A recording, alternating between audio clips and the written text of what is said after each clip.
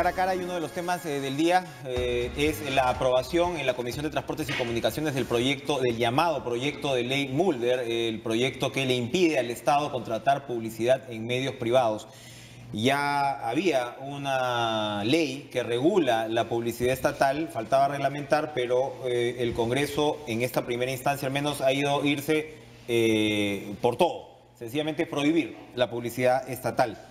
El voto solitario en contra dentro de esta comisión ha sido el de Richard Arce, de Nuevo Perú, a quien le damos la bienvenida esta noche. ¿Cómo está, congresista? Buenas noches, Enrique. Muchas gracias Solito por la invitación. ha votado usted, lo cual, a ver, primero,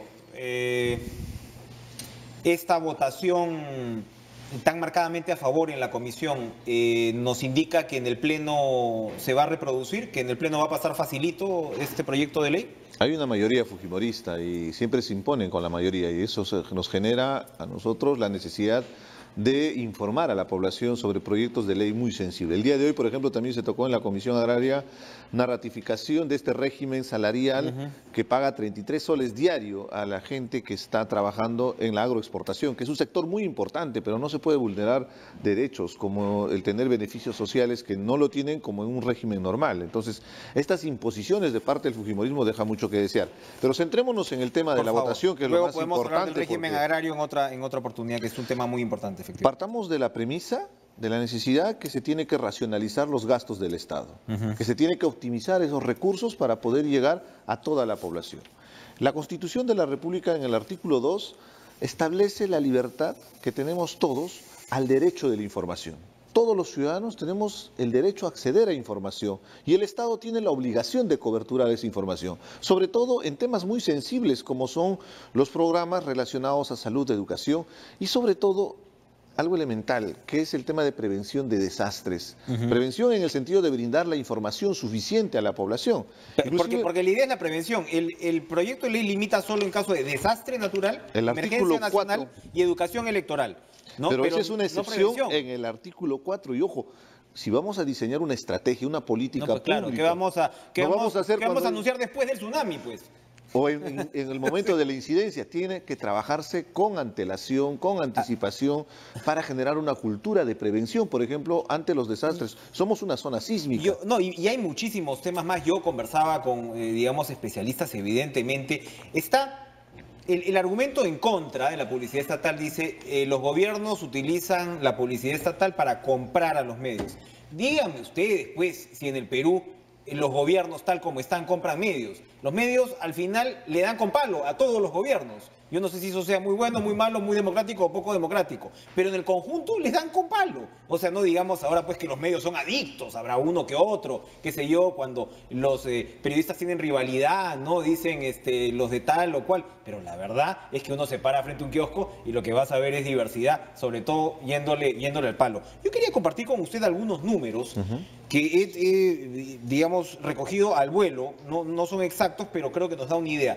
Colombia, un año bajo de publicidad estatal, que fue el 2013, tuvo 62 millones de dólares.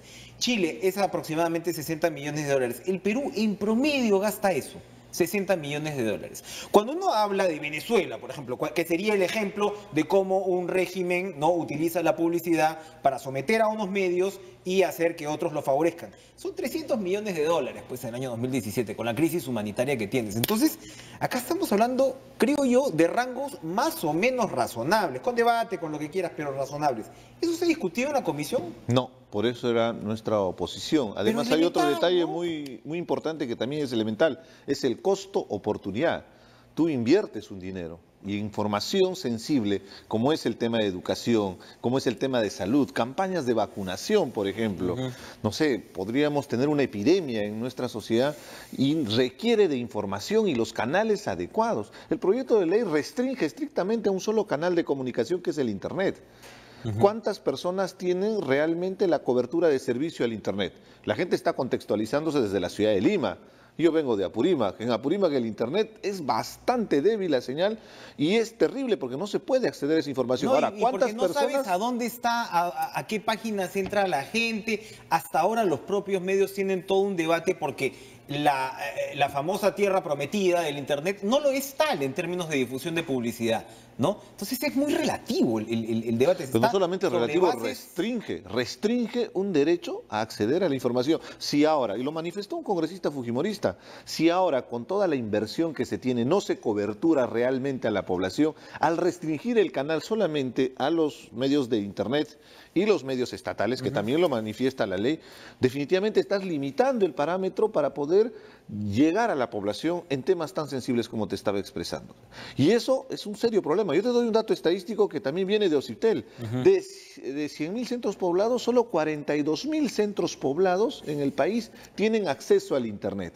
Y vaya a saber qué capacidad de acceso al Internet. Porque, ojo, que ¿cuántos megas pueden acceder realmente? No estamos hablando solamente de medios escritos, estamos hablando de televisión y estamos hablando de medios radiales, que al interior del país son sumamente importantes para la difusión de información. Ese es otro punto sensible en este proyecto legislativo. La radio es vital en la comunicación hacia las poblaciones, sobre todo de las zonas rurales. La radio no necesariamente está relacionado a programas noticiosos, a programas políticos. Ahí funciona muy bien la radio de esparcimiento, que es escuchar música folclórica, que es escuchar programas de entretenimiento, pero que se aprovecharía muy bien para canalizar la información del Estado. Lo que se requiere es un debate amplio, que se abra el espectro, que no se tenga simples restricciones como la que te estaba mencionando en el proyecto de ley, y lamentablemente esta es una imposición y se presta a la suspicacia inclusive de que pueda haber algún interés subrepticio de parte del fujimorismo, recordando esas frases que expresó el presidente del Congreso al mencionar que estaban sacando un proyecto de ley. Se cuestionaron los gastos del Congreso y el presidente respondió: ya van a ver los medios mermeleros. Parafraseo. Exactamente. ¿No? O sea... Y eso no se puede direccionar un proyecto de ley con un interés subrepticio, con un interés inclusive de venganza política, se podría llamar. 60 millones de Hay dólares, que pensar en el país. 60 millones de dólares al año, si nos queremos poner en ese plan, además, no guardan mucha relación con los gastos del Congreso. Yo abordaba en mi explicación, ¿no? O sea... yo abordaba en mi explicación la necesidad, por ejemplo, en los programas para atención a la desnutrición crónica. Si bien es cierto, se requiere saneamiento básico, pero uno de los puntos críticos de control es la higiene y la manipulación de los alimentos. Eso requiere educación, eso requiere información, porque podemos tener el servicio de saneamiento básico, pero si no manipulamos adecuadamente los alimentos, vamos a tener problemas gastrointestinales en los niños, y eso está directamente relacionado con la desnutrición crónica. Entonces, ¿cuál va a ser el mecanismo para que el Estado llegue? Un Estado ausente. Eso es muy importante también resaltarlo. Yo vengo de Apurímac y te reitero, por ejemplo, en Cotabambas, que está a 8 horas de Abancay, que es la capital, la gente tiene que trasladarse hasta Cotabambas para buscar justicia, porque el Estado no está presente en el aparato judicial en Cotabambas. Fíjate, y teniendo el proyecto más importante. De publicitar. 2 puntos. A ver, uno, había una ley vigente, hay una ley vigente hasta que esto llegue al Pleno. Hay una ley vigente que no ha sido reglamentada.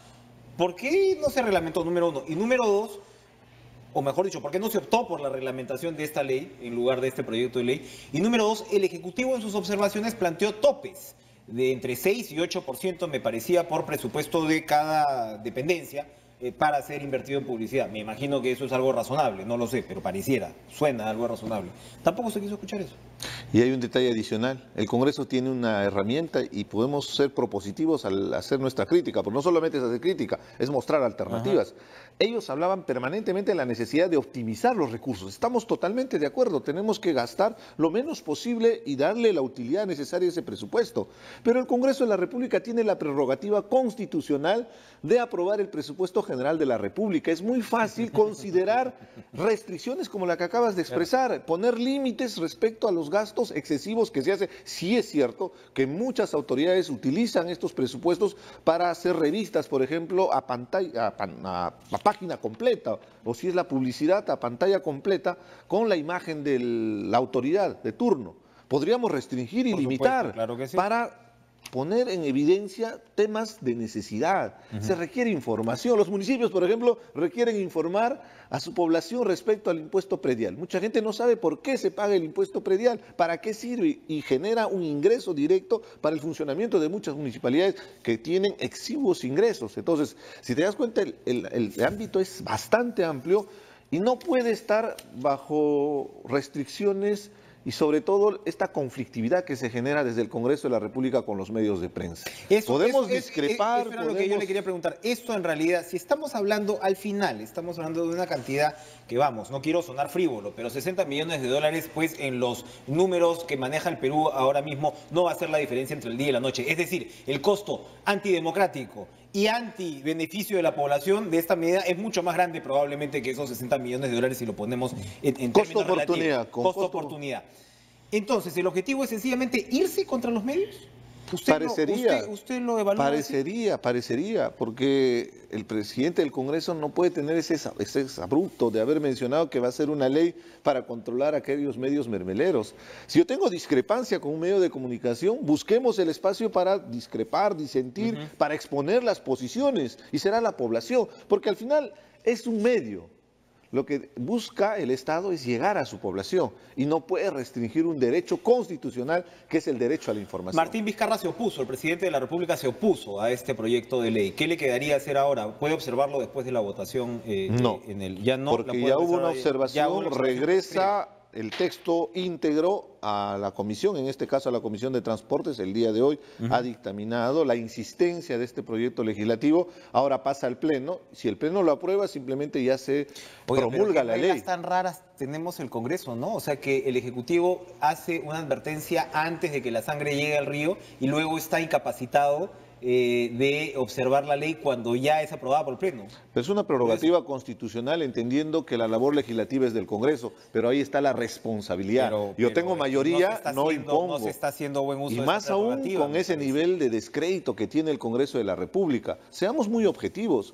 Yo he tenido diferencias, por ejemplo, en mi región con muchos medios de comunicación que son muy ligeros de hacer afirmaciones. Algunos de ellos inclusive los he creado, pero no por eso voy a actuar en función de mis intereses. Tengo que pensar en el interés del país, en temas de desastres naturales, lucha contra la desnutrición, información electoral, que se requiere con mucha antelación. Sí dice la excepción, alguien puede decir, pero se requiere permanentemente, no solamente es en elecciones la información electoral. Si queremos generar conciencia cívica en la población, necesita el Estado informar qué está haciendo. Hay todo un escándalo ahorita en el Congreso de la República respecto a los gastos. Eso se podría solucionar fácilmente si con antelación presentamos la programación de gastos para que la población tenga conocimiento y que sea de fácil acceso por todos los canales que existen, a través de medios de comunicación masivo, el Internet, por supuesto, pero no restrinjas esos canales, limitas un derecho constitucional que tienen todos los ciudadanos. La democracia no es callar, no es hacer callar, no es imponer un criterio, así sea, como usted dice, antipático, así sea incorrecto,